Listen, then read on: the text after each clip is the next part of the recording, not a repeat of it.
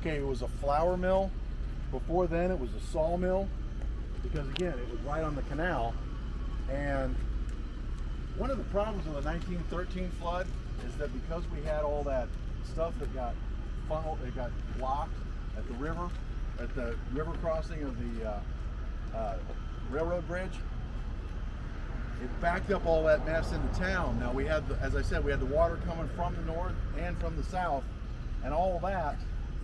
And I don't want to gross everybody out on a Saturday morning, but it flushed out the canal, which was nearly full of, oh, who are we kidding? About anything, probably a bunch of cigar butts and dead animals, and as I've said many times, probably the remains of my drunken Irish ancestors who dug the canal. I don't have any proof of that, I'm just guessing. Anyway, so this was a sawmill, run off the water in the canal. Originally, it was a little side canal that came off of it and ran another mill over here. One of the reasons why this property was difficult to sell is because the lot on the other side has some sort of, I don't know, something in it, some metal or something that has to be scraped off. It's very expensive. Then the ground has to be, EPA approved, so we don't, make people sick. I don't think you can see just through the trees there one of the buildings from the mound facility, but I don't think any of the radioactive material flowed this way. It mostly flowed down the hill into the city pool. Yeah. But we were safe here. So again, there's we all swam in that pool. yeah, hands up who swam in that pool. I did. See what happened? Yeah. I heard a lot of people talk about how they had to walk through the bleach to clean their feet before they got in the pool, and I'm like, that's the least of your worries. So anyway, yeah. So again, another piece of Miamisburg history. The reason that we have the aquatic center, which is being rebuilt over at Heineke Road next to the apartments and the post office, is because the Department of Energy in the 90s, when they were cleaning this area up and the questionable radioactive whatever was flowing down into the pool, they gave the city a couple $1 million to build another nice aquatic center over here that's not on the same water route. So if you go swimming in this pool, it's very popular, so you're going to be swimming kind of like this because there's so many people in it. You're just kind of, this is your swimming, but you won't get any radioactive material on it. So that was the high point. This building later became the Peerless Pantry, and there's a very interesting story. See, there was a young man who started as a clerk for the Henry Groby and Company, which later became the First National Bank of Miamisburg. And are you his great-grandson? Yeah. His great-grandson This happens was not to be with planned. us today. Yeah, this was not planned. We paid extra and brought in a celebrity. I see that. And his great-grandfather was one of the people who helped finance this with money from the National Bank. And so I think, didn't you say he ate for free here for the rest of his life? Yeah, my great-grandfather was Charles F. Eck, and he was the president of the First National Bank as well as Mutual Federal at the same time. And the story goes, he came here in 1929 when they opened Mutual Federal right before the crash. He pulled cash out of his pocket and gave it to the owners of the mill and said, start a restaurant. So he, my father, my grandmother, my parents all ate here back in the 40s and 50s for free. And then, it's kind of a weird story, but my great-grandfather had his 40th banker anniversary for the First National Bank in the cellar here where the fireplace is or was. It's kind of the most unique part of the original restaurant. And people came in 1940, this was prior to World War II, people came into town from all over the country to honor him for 40 years in the banking here in Miamisburg. And I've got all the letters that show, they mostly came from New York City and all the big banks, but they all, I have a picture of them sitting down at that fireplace in 1940, black and white, and they all have suits and dresses and hats and smoking cigarettes and drinking, whatever.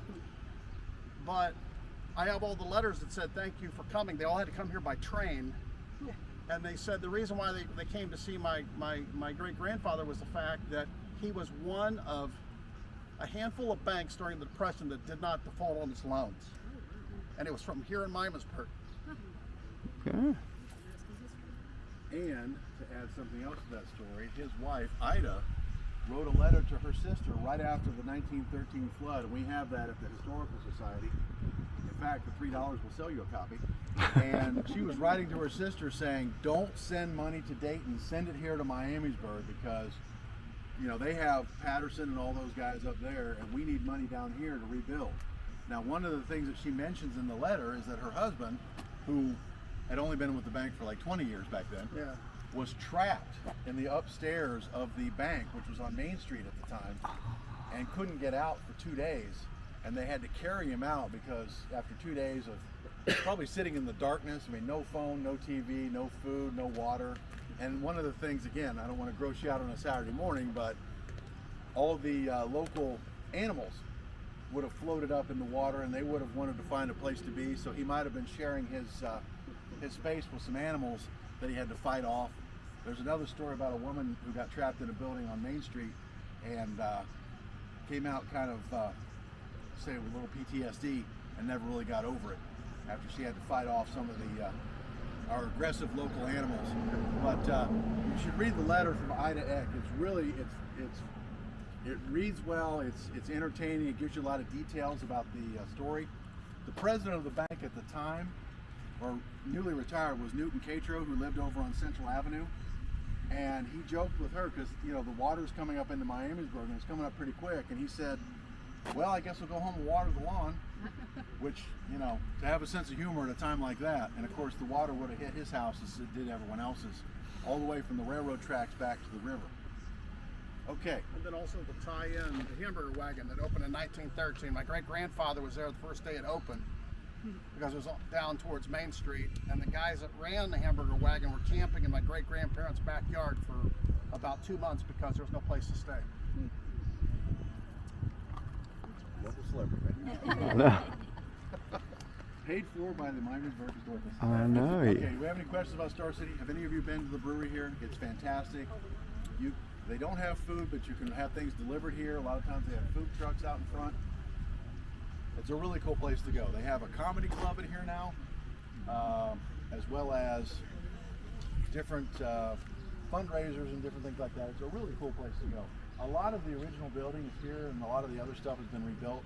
As you first walk in there by the stone fireplace, the original floor is there from when it was a mill, and it's the uneven stones.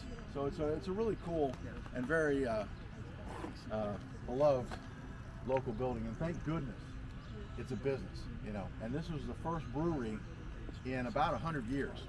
So when they started brewing beer, I mean, there used to be breweries all over through here, and our friend Tim Gaffney is putting the final touches on his book about Miamisburg beer, and he will be speaking at the Historical Society after the book is published.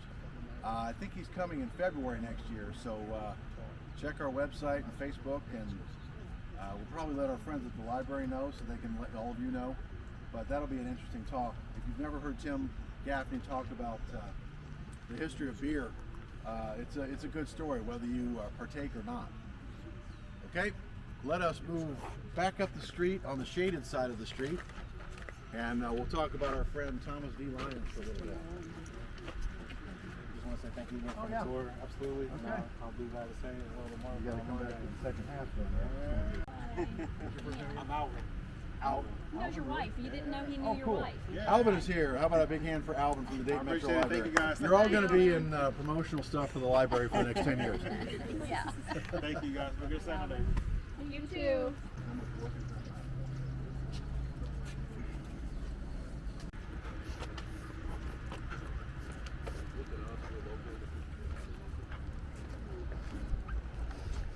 Okay, the big building here was the toy factory, and it's not a toy factory now, so we can't stop it getting broken toys. Were they the ones that owned the bed and breakfast? It was a bed and breakfast there on the corner of the Tudor mansion. No, They're not. Okay. they had a different toy factory in Dayton. Yeah. Okay. They made those cars that are friction cars, you know, you pull them back and then they go driving off. That's what they made.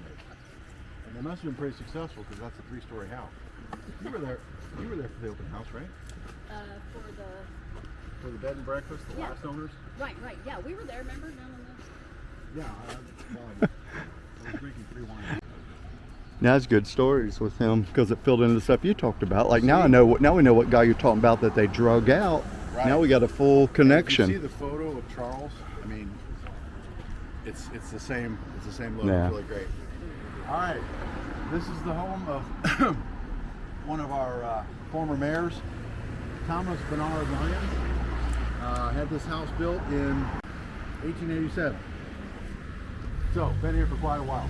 This house was for sale several years ago, and my wife and I went through it, and boy, we were ready to put in an offer. We just didn't have $450,000, so we had to let it go to someone else. Now, the people who own the house, very nice people, but the interior of this home, a lot of the original details are still there, like the 10-foot pocket doors and the statues that are on both sides of the pillars for the stairwell. It's a 3-story house, so it would have had probably a servant's quarters or something upstairs. Now, the 3-story buildings on Main Street, the 3rd floor was used for a different reason. Anybody know? It's the bathroom, wasn't it? Bathroom? The bathroom. On the 3rd floor? Well, it all had to go down. Well, why not just leave it on the 1st floor? That one building up there. Well, that's only a 2-story outhouse. That's a different story. They used to have ballrooms, dancing lessons, without people looking in the windows. But one of the reasons why the dance studios are up on the 3rd floor is because not all the churches supported dancing. So if you wanted to go dance, you could go up there and kind of pull the curtain down or dance away from the window and still get away with it. So that's one of the reasons why they're on the 3rd floor. This building, I was at a meeting at the lodge here down the street. We heard a big crash just as we were walking out. Now it happened to be, I told you how many bars there are in Miamisburg. It happened to be St. Patrick's Day. Could be a coincidence. Somebody drove their car right into this house. Blam! Totally destroyed the car. And some of the landscape. The house, totally fine. So, I don't know how they knew back in the 1870s to build a house strong enough to withstand a car hitting it, but this is a solidly built home. Now the original front door would have been here. Now you enter from the back over there by their barn. The kitchen was added on later on, and that was one of the doctors who lived here. Had a doctor's office in that end of the house. But again, next time you have $450,000 and you see this house is for sale, be well worth it. Well, it wouldn't touch it today. 450 is way too low. That's true. Next time you have $600,000 and you're looking for a good way to spend it, and Charles Eck is no longer with us to just pull the money out of his pocket and give it to you. See how the whole story connects? All right. Turning 180 degrees. As I said, this is the 4th building on this property that was, this was the German Reformed Church. Later it was the Trinity Church of Christ. Now it's just the Trinity Church. I think they still mention Jesus, but they just don't affiliate it with the Church of Christ. This particular building and this particular design is from 1900. We'll see the cornerstone here when we cross the street. Now, were any of you on our church walking tour back in the early part of the month? Okay, Jay, can we advertise that next time when we do that? Anyway, we're going to try and get that going annually. We had a walking tour, it was self-guided, and it was of all the historic churches downtown in Miamisburg. So this was one of them. And I tell you, if you have a chance, you want to go in here and see the light shining through that beautiful stained glass. It is as beautiful as any stained glass you will see anywhere. It's just wonderful. That's the best in the city, with the amount of uniqueness that they have. It is really, really something. And thankfully it's still here, you know, so you can see there are storm windows over it. Obviously that wouldn't have been there originally, but this is where Isaac Ryder was a minister for many years. And this is the church he was the minister where he was complaining about all the ale houses. Now, again, from reading sections of his diary, he seemed like he was upset about a lot of things most of the time. So I can imagine how happy his sermons must have been. But I can tell you one thing, he was stern enough that none of his 3 children ever married. They all 3 spent the rest of their lives living together in the family home, which was later on 4th Street. That's part of our North Miamisburg tour. And they all just kept house together and just lived there as 3 single people. So that's one of the commandments they followed anyway. I wasn't sure I was going to say that. But they do have windows in this church. Both William, see if I can remember their names. William, Eudora, and who is the third? Weaver's in there too. Yeah, Weaver and Gephardt. But the 3 Ryder children. There's William, there's Eudora, and there's the other one, the other daughter.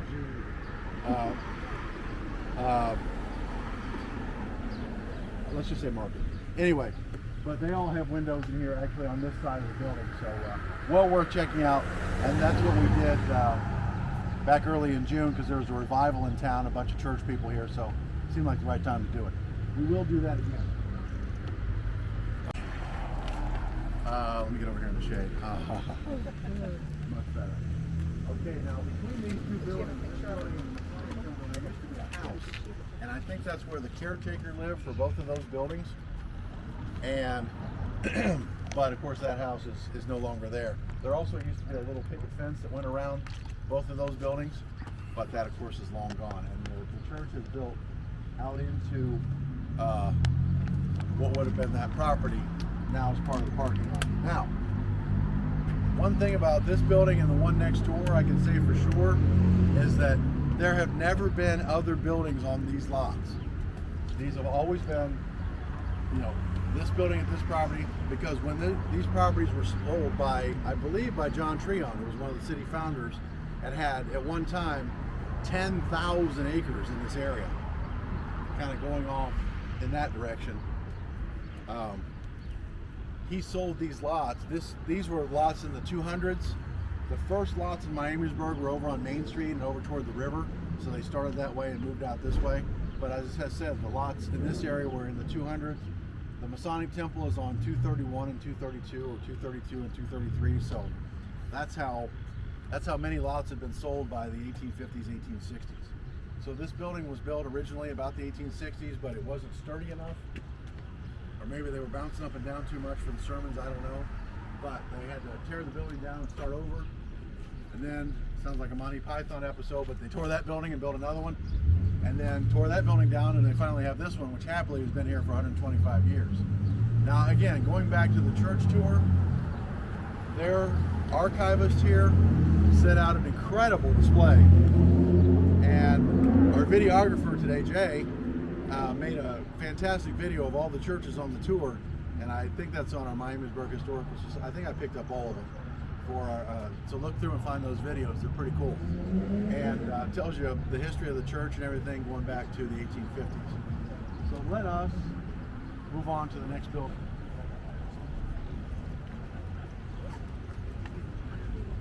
Uh-huh.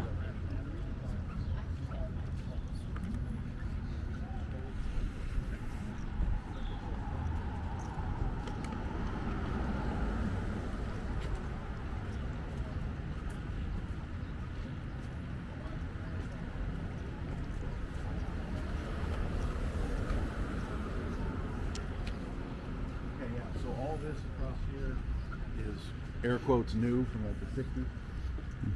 Definitely looks like 60s. Oh yeah, the Yeah, it has addition. that beautiful Boring. box, ugly, symmetrical. What is it? Utilitarian. Yes. Well, it's probably real brick at least.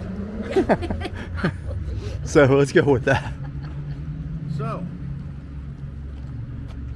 as you can see, our beautiful Masonic building here.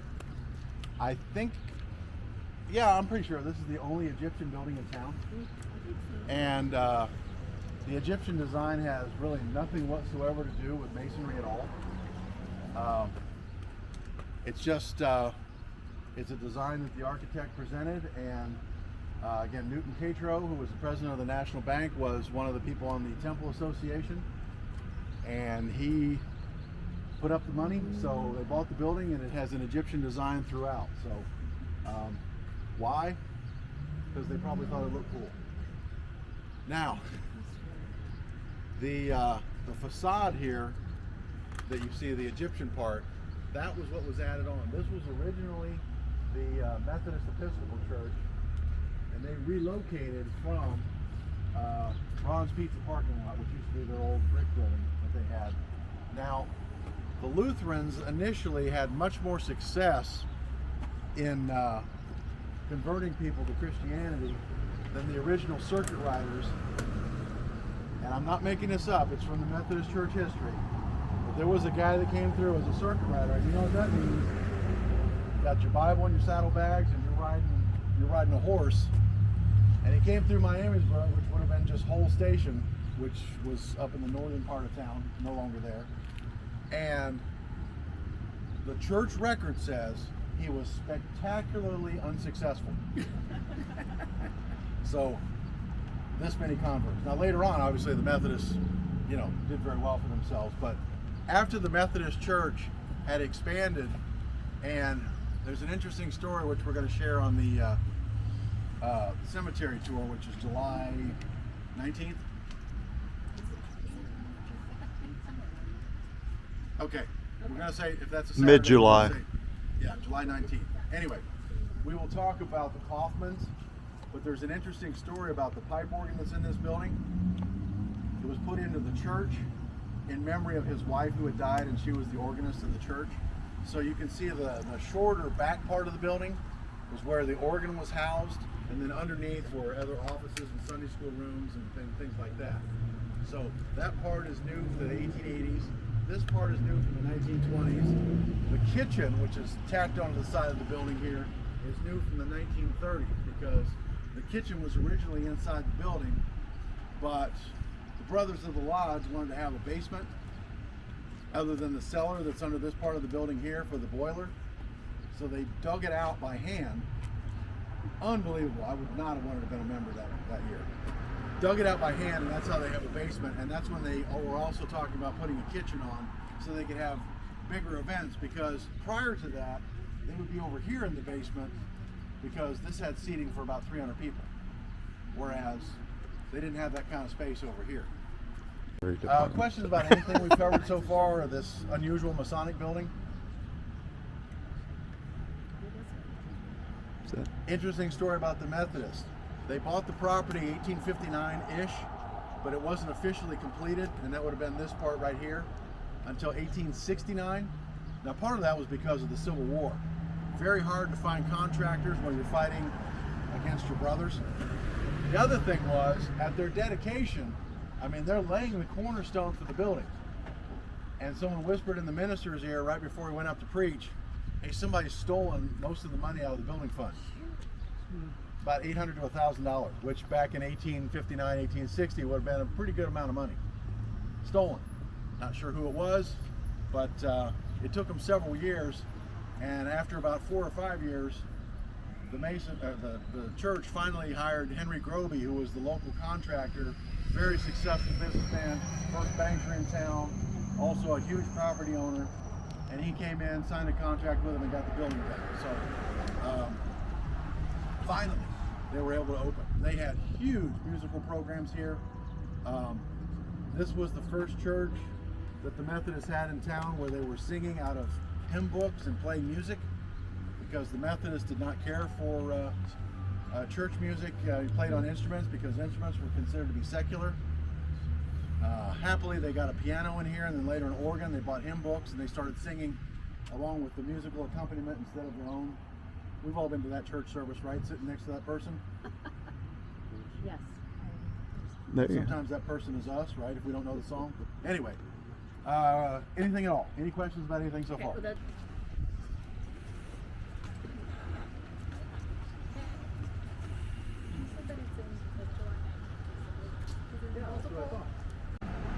Bruff family built the White House there, just north of where we are on this property. But they made furniture, and was the case with many of our furniture builders in town. They made cabinets, and then they made coffins. And then the next thing, they had a funeral home. Now, funeral homes weren't like they are today. It was very unusual for a funeral to be in a funeral home. Usually it was in the living room or parlor of your house. As in the case of like John Treon, whose big white house is over here around the corner of 3rd Street. He had a viewing at his house, then they picked him up, took him down to the Lutheran church, had another service there, then they took him out to Hillgrove Cemetery and had another service there. So usually you would have your funeral at your house. Now, I was talking about the metal coffins earlier. The way that they built coffins was, after someone died, you would contact the funeral home and they would bring out a corn stalk. And that's how they measured you, with a corn stalk. And the whole group goes, ooh. Ooh. Thank you. So, and then they would come in here to their furniture place, make a box that fit you perfectly, put you in it, etc., etc. A lot of our city fathers, their funerals are handled by the Bruff family. Andrew Stocker, who was the mayor of Miamisburg, also had a furniture business and a cabinet business, and then later went into the funeral business. Has 2 buildings over on Main Street. One was his furniture business and the other one was his funeral home. But he trained with the Bruff family first before he started that business. All right, so now another interesting thing about Bruff is that one of the sons took the train down to Cincinnati for a 1-day embalming class. I'm just gonna let that sink in for a second. I think nowadays there's a little bit more training that goes into that, so just be glad that if something should happen to any of us, it will be using 21st century techniques. But anyway, when you see the sign here for the Bruff Funeral Home, you'll see that the phone number is 1001. That was one of the very first phones that was installed in the Miami Valley. It's for the funeral home right here. Now, if you'd like, and I'm sure they would like it as well, we're going to go into the Simple Craftsman here. One, I think it's air conditioned, and 2, yes, exactly. I'm thinking the same thing. And 2, they have a really interesting little quirky shop. They're very friendly people. Not telling you, you know, how you want to spend your money or anything, but it's just a neat store, and they happen to be open right now, and I like supporting local business. So let's go in there for a few minutes and cool off and shop for a little bit, and then we'll come back.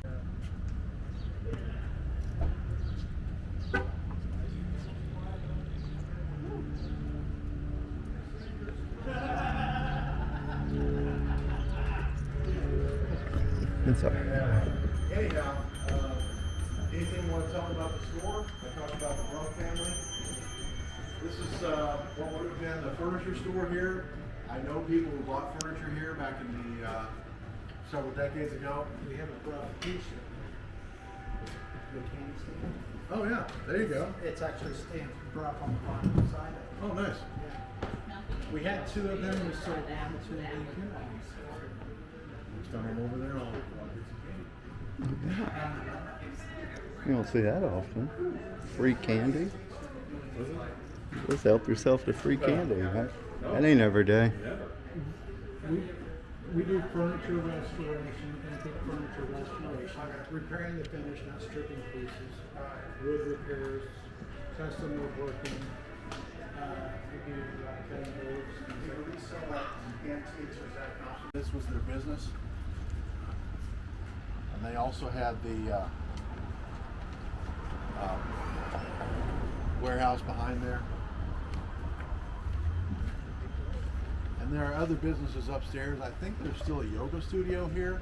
At one time, the Children's Performing Arts had a place here. I'm not sure where they are now, but they do their shows all over Montgomery and Warren County. So aren't they doing something coming up here? Like Yeah, they have them like each couple I just heard about months. it last week, and it's completely out The of my mind. CPAC, I don't remember where they're at. It's, I remember, I thought it would sound like a fun show, but obviously not fun enough for me.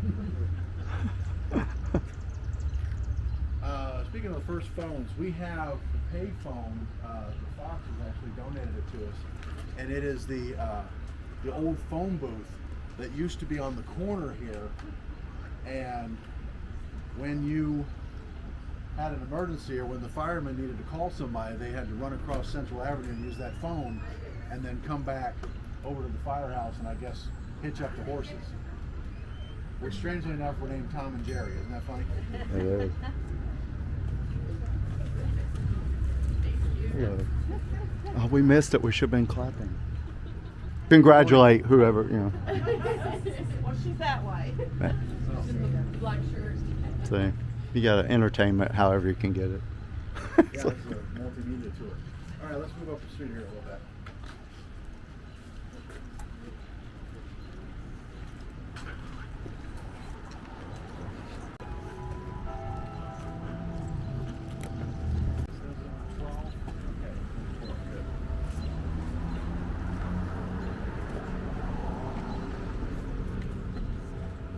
I can remember several years ago, there used to be another house right here in this lot, and I think it was one of the homes that Henry Grovey had owned.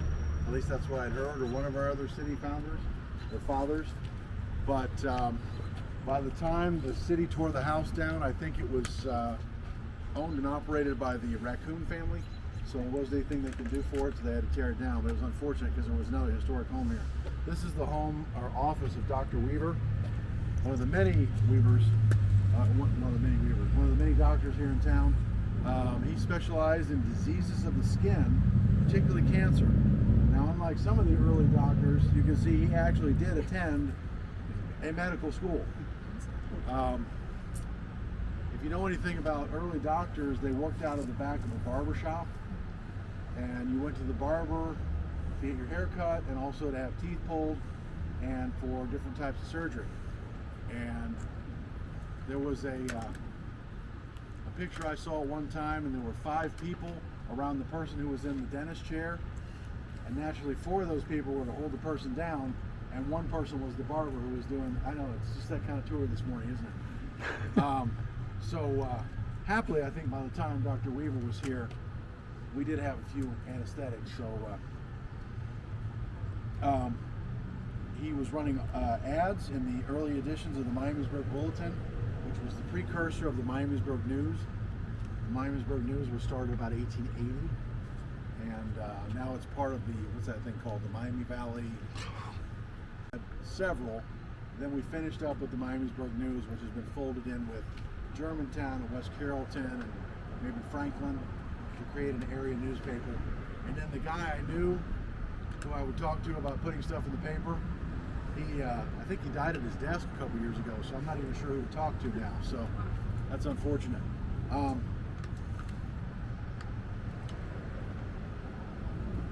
Okay, yeah. So when he built this office, Dr. Weaver's house was actually right next door, so it was his house that was torn down. There was a Dr. Reagan who was here, and then Judge Weaver had his law office here, and then he made a private residence for his mother. That was nice.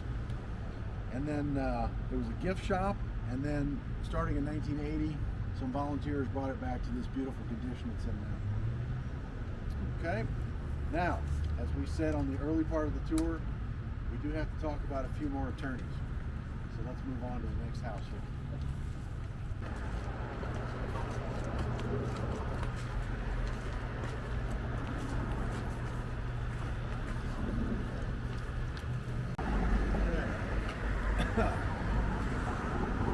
$1895, Dr. Judy built this house right here, and he had his doctor's office in the basement. And again, I asked earlier if any of you were Rotarians, and we all... My grandfather's a Rotarian, so I know what. Naturally, he was probably your great-grandfather as well. No, my grandfather, not my great-grandfather. Because he had banker's hours, that's why I thought he'd be able to go to the meeting. Right. He might have attended all that. Right. Anyway, one of the founders of the Miamisburg Rotary Club, which is still in existence. I mean, they do meet, and they are very, very active in the community. Of course, what we probably know the most is in December when they have their pancake breakfast at the high school. And again, if you haven't gone to that, mark your calendar. It's like the first Saturday in December. We're helping a worthy cause, and the pancakes are pretty good. All right, so Dr. Smalley was here for a while, and then the Phil Howard's drugstore, which was on Main Street. Mr. Phil Howard lived here for a while. And then John Doan bought the building, and Baver and Doan had their law office here for many years. And now Josh Lyles has it.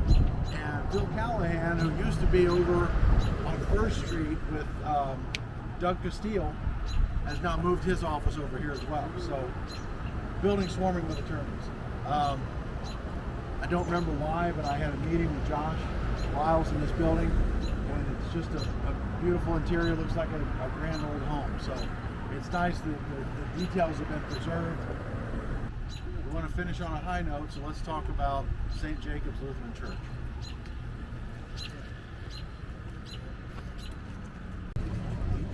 Now, I want to give credit where it's due. All of the tour books that are put together, a lot of the information, because we've updated and we've added a couple of tours in the last couple of years. We've updated and added a couple of tours in the last couple of years, and the primary person who is doing this work is our Society Vice President, Teri Skudlarek. Now, the only thing that I had that I said you absolutely have to do in all 5 of our tours was include this picture right here in our tour book. So this is my influence right here, is this picture.